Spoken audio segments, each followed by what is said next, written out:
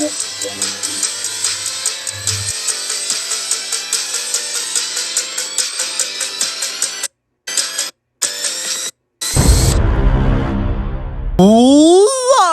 is going on, everybody? It is your boy, your man's Toxic Camel 331. Back at it with another video, and today we are doing yet another Toxic tier list ranking. Oh yeah.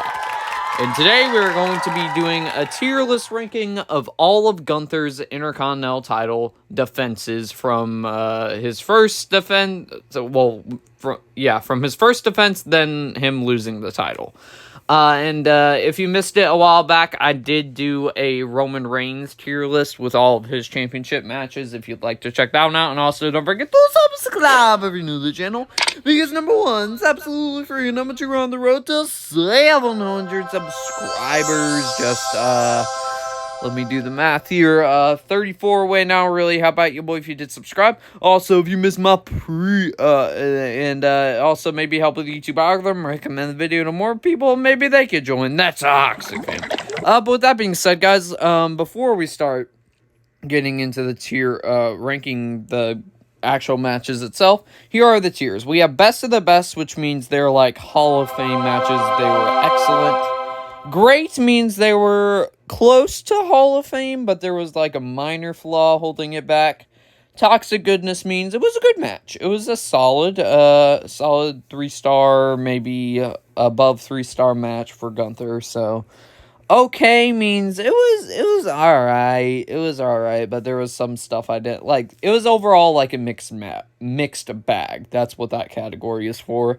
Don't remember much is like matches that I did watch, but I do not remember a lot from at all. Didn't watch means I didn't watch that match, so I can't really comment on it. And toxic trash means dumpster fire, the worst Gunther title defenses. And let me tell you right now, Gunther, I don't think has a single toxic trash match on here. He definitely had the best Intercontinental title reign of all time and elevated, yeah, I think I'm saying that correctly, other wrestlers a lot. So, with that being said, and this doesn't include him winning the title from Ricochet, this only includes his actual title defenses. So, first up, we have him versus Ricochet in a rematch, with Ricochet's rematch clause facing Gunther for the IC title.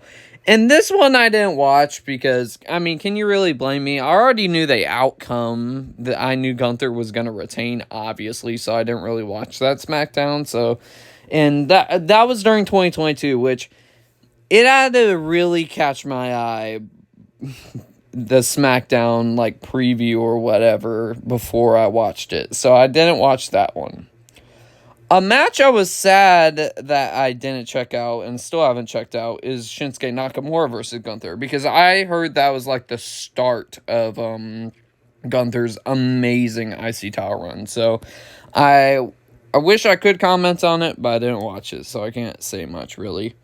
Alright, now we get to the actual matches I have watched. So, we got Sheamus versus Gunther, the Ring General, at Clash of the Castle. And this brought the Intercontinental Championships, I don't know how to say this. This brought the IC Championship back into prominence with an absolute classic match where Sheamus was the ultimate babyface, and I believe this was Sheamus's coming out party where he proved that he was a great wrestler, and this like made a whole bunch of people Sheamus fans.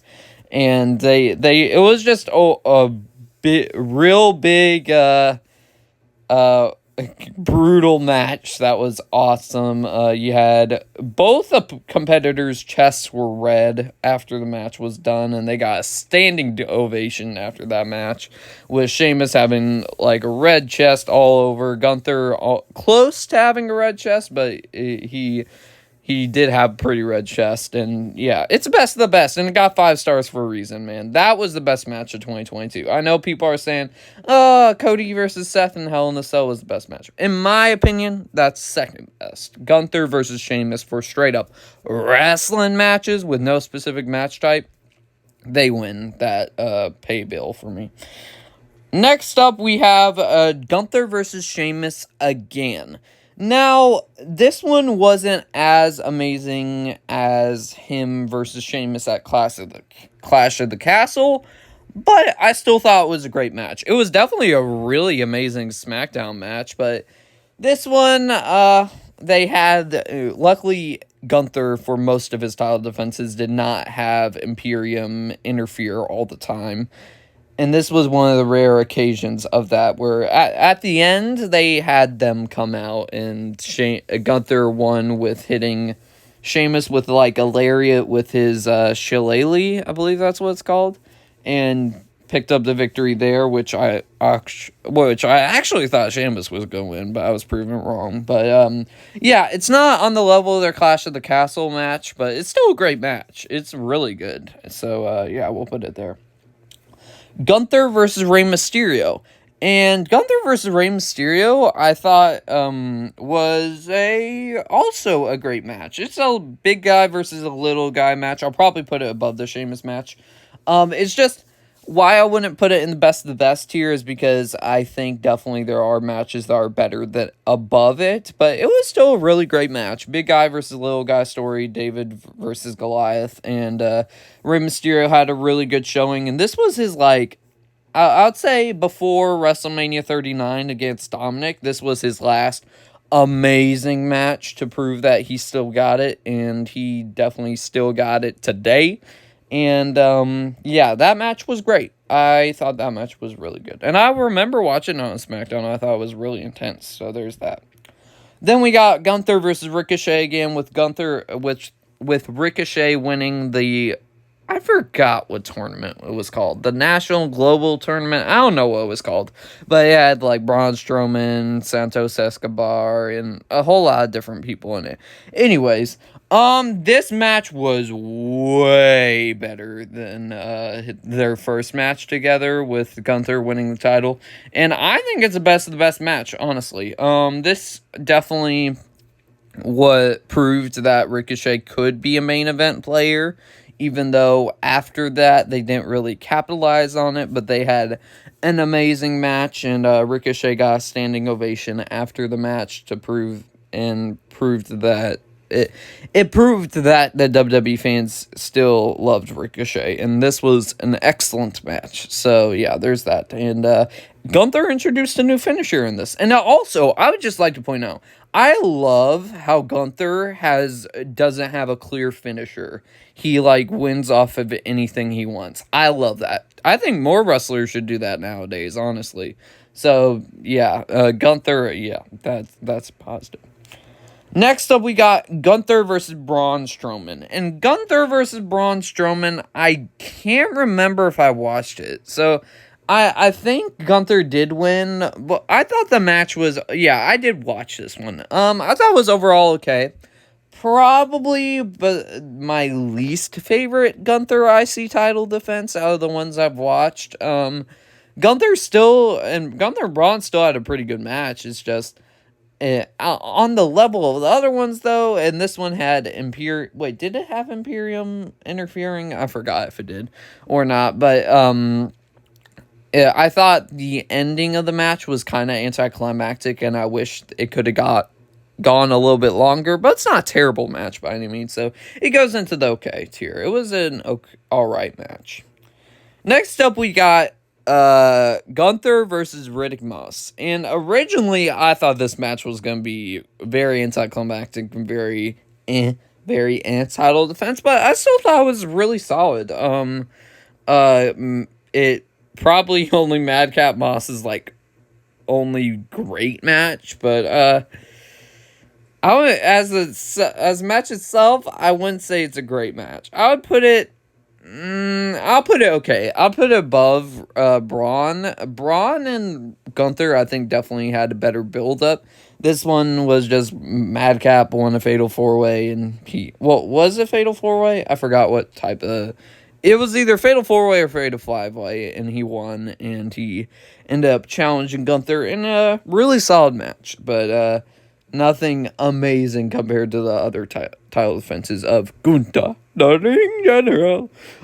Next up, we got another. I was about to say meat fest, but they're not. All three of them aren't really heavy, so and massive pause on that, by the way. Gunther versus Sheamus versus Drew McIntyre, and it is best of the best here. But do I put it above Sheamus versus Gunther? Yeah, I'll put it above Sheamus versus Gunther. This was the second best match of WrestleMania 39, which WrestleMania 39 was phenomenal, by the way.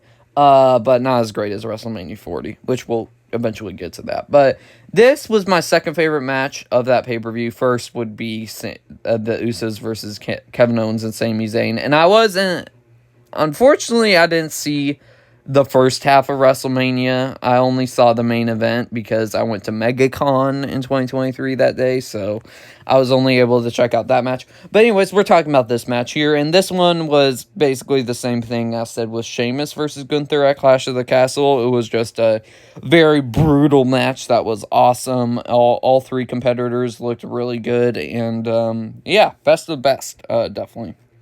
And this was another 5-star match. So that's pretty cool.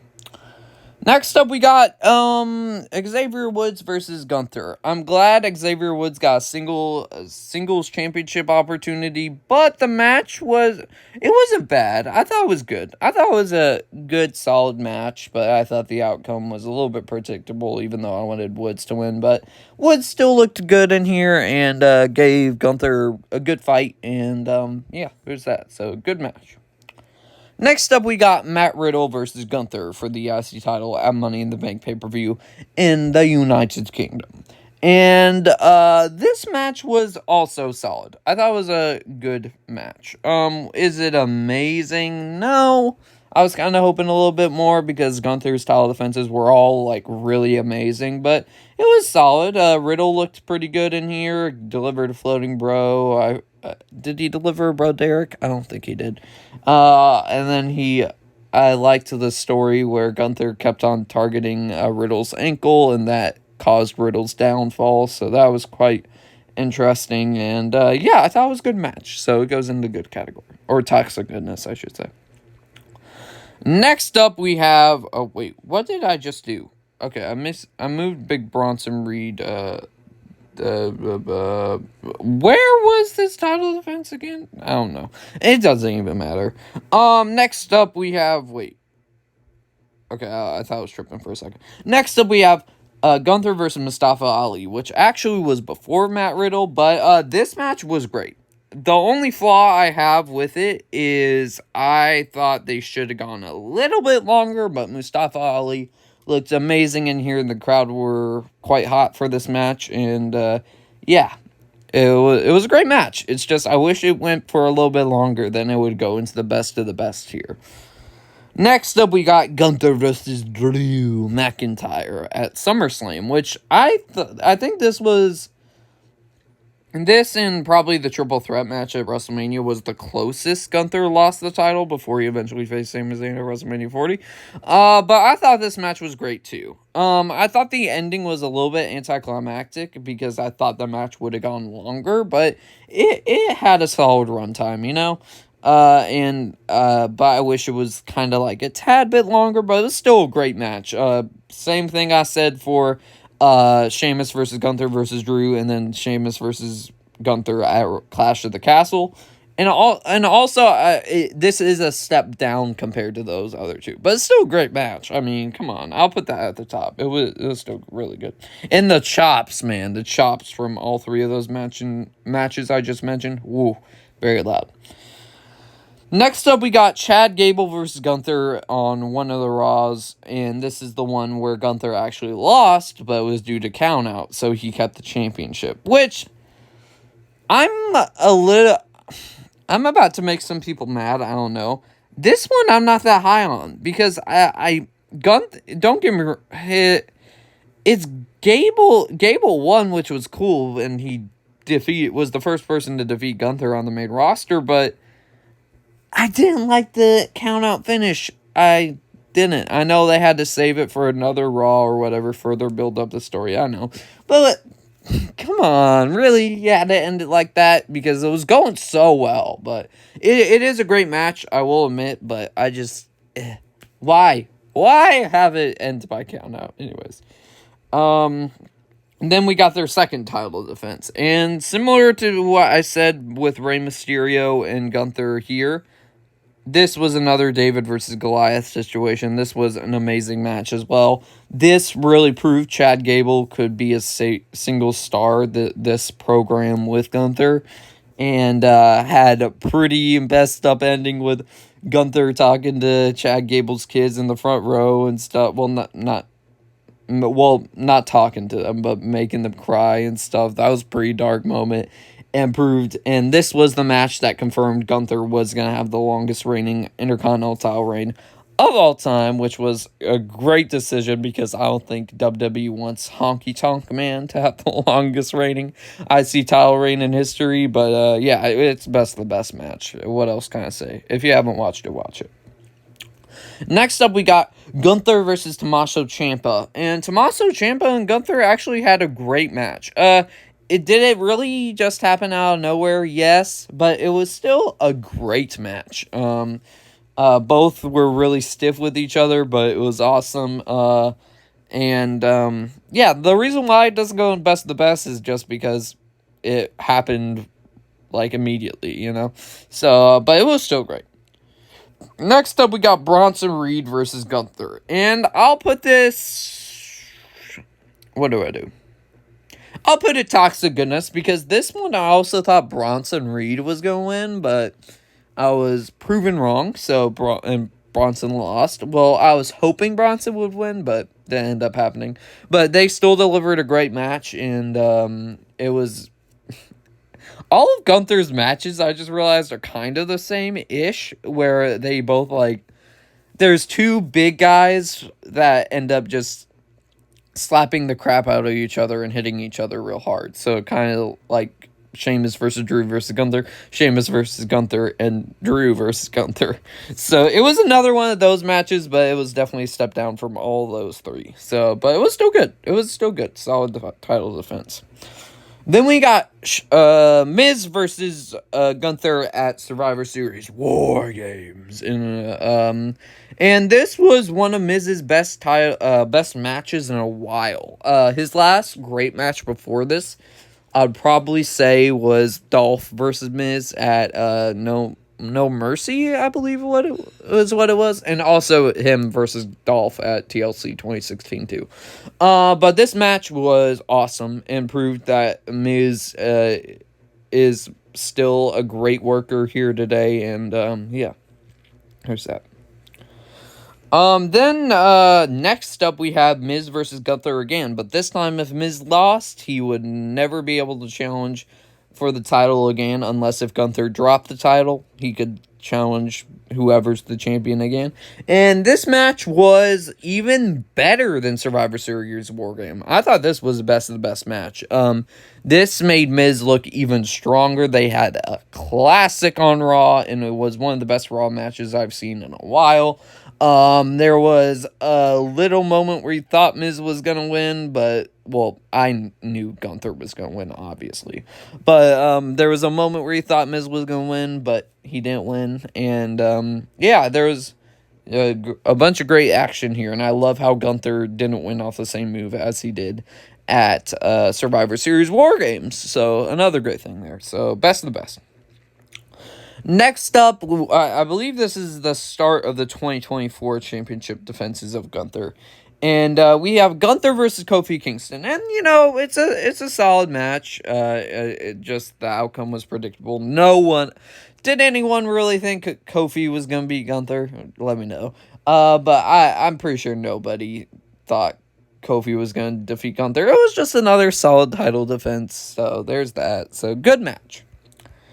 Then we have the second to last title defense with Jey Uso versus Gunther, and this was also a good match, but this time had, instead of Imperium interference, we had Bloodline interference with Jimmy Uso coming out to distract his brother and cost him yet another championship. And in-ring action was great before the finish, but it was, it was a really solid match and a great way to lead into the feud with Jimmy and Jay at WrestleMania, even though that match was kind of disappointing. But this match was good. It was good. I wouldn't say it's great, but it was good. It was good. And then we have the match which Gunther lost the IC title to Sami Zayn, and this match is best of the best. This match was in-ring ability, probably the best match of WrestleMania 40 if it wasn't for Cody versus Roman having such a great interference and having an Avengers Endgame type moment. But this probably had the best in-ring stuff, in-ring wrestling that weekend. Originally, I wasn't too excited for this match. I knew it was going to be an amazing match, but I wish Chad Gable would have faced Gunther instead of Sami Zayn, but WWE had other plans, which once Sami Zayn was making his entrance, hugging everyone while the camera was following him, and you had that great Kevin Owens moment and that moment with his family and Chad Gable, I was going, you know what? I wouldn't mind if Sami won, even though I'm not big on multiple champions, multiple time champions where they held the title for a lot of times. I still thought this match was amazing, and I wasn't mad at Sami winning after seeing that emotional entrance. And best of the best, and a phenomenal match. But with that being said, guys, I hope y'all enjoyed this toxic tier list ranking of all of Gunther's IC title defenses. Be sure to let me know your list down below. And with that being said, guys, I'll see y'all next one, everybody.